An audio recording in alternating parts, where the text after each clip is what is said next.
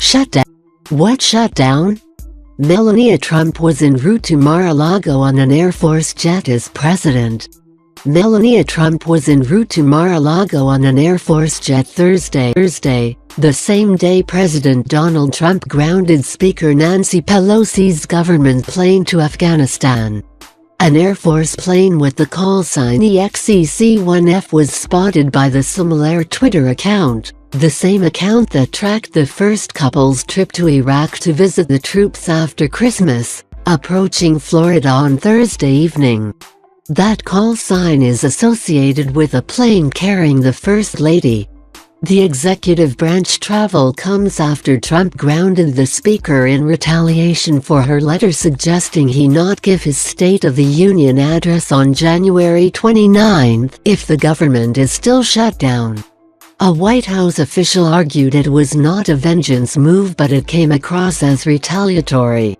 The president canceled his administration's trip to Davos on Thursday, however, out of consideration for the 800,000 great American workers not receiving pay and to ensure his team can assist as needed. President Trump has canceled his delegation's trip to the World Economic Forum in Davos, Switzerland, said White House Press Secretary Sarah Sanders.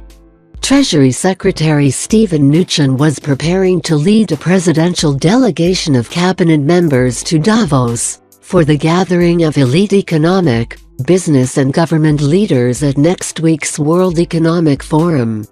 The cancellation came after Democratic Representative Adam Schiff, who was scheduled to travel with Pelosi to Afghanistan, slammed the president for canceling their trip when he and the First Lady went to Iraq to visit U.S. troops over Christmas, and the cabinet trip to Davos was on the schedule.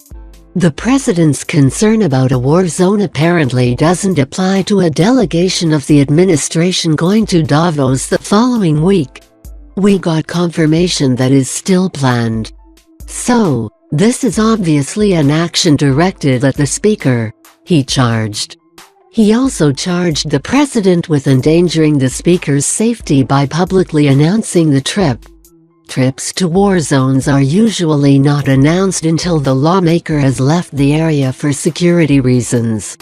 I think the president's decision to disclose a trip that the Speaker is making to a war zone is completely and utterly irresponsible in every way, Schiff told reporters outside of Pelosi's Capitol Hill office. Trump canceled his trip to Davos because of the shutdown, just like he canceled his Christmas plans for Mar-a-Lago. The First Lady spent most of the holidays at the couple's Florida estate, although she returned to the White House on Christmas Eve and to spend the day with the president and then joined him in Iraq, a trip that was not announced by the White House until the first couple was preparing to leave the war zone. The Speaker was scheduled to leave Thursday afternoon. A blue Air Force bus was packed with lawmakers outside the Longworth House office building. Pelosi was not on board, prepared to head to Joint Base Andrews when the presidential verdict came down. The bus led reporters on a merry chase around Capitol Hill.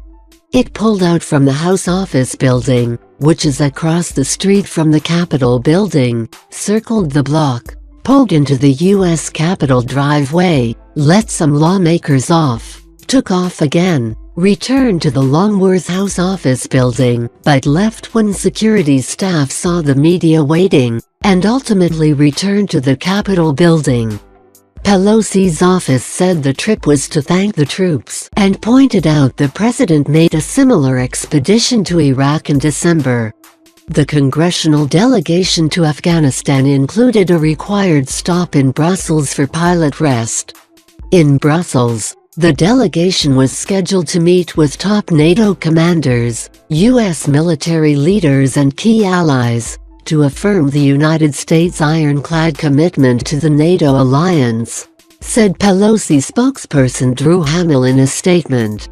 This weekend visit to Afghanistan did not include a stop in Egypt.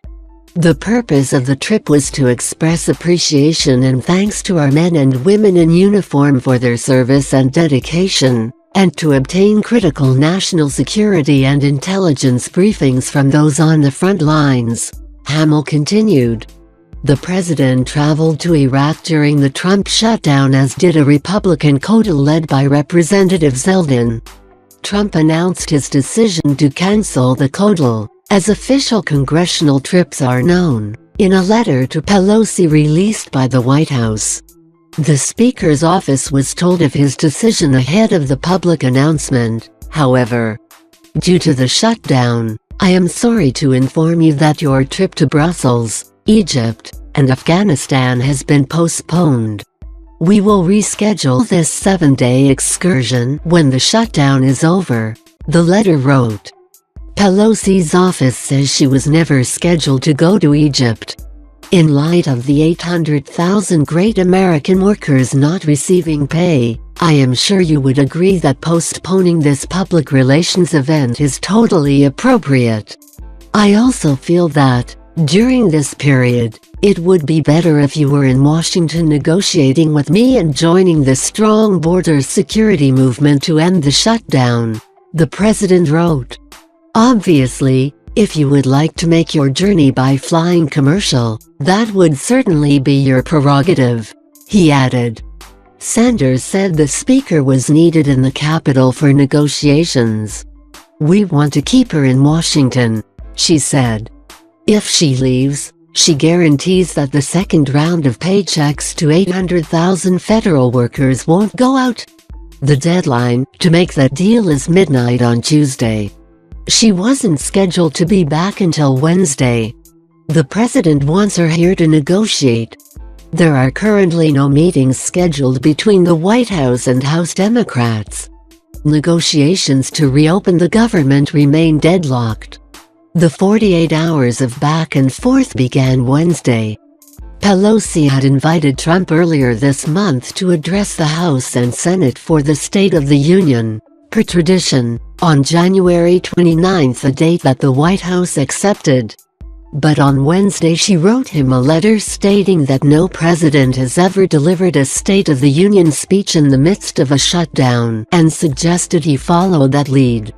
The U.S. Secret Service was designated as the lead federal agency responsible for coordinating, planning, exercising, and implementing security for national special security events by Public Law 106-544, December 19, 2000. However, both the U.S. Secret Service and the Department of Homeland Security have not been funded for 26 days now, with critical departments hamstrung by furloughs, Pelosi wrote. Sadly, given the security concerns, and unless government reopens this week, I suggest that we work together to determine another suitable date after government has reopened for this address, or for you to consider delivering your State of the Union address in writing to the Congress on January 29, she added. The White House has not formally responded to Pelosi's request. We'll keep you posted. Nothing's changed on that front, Sanders said Thursday.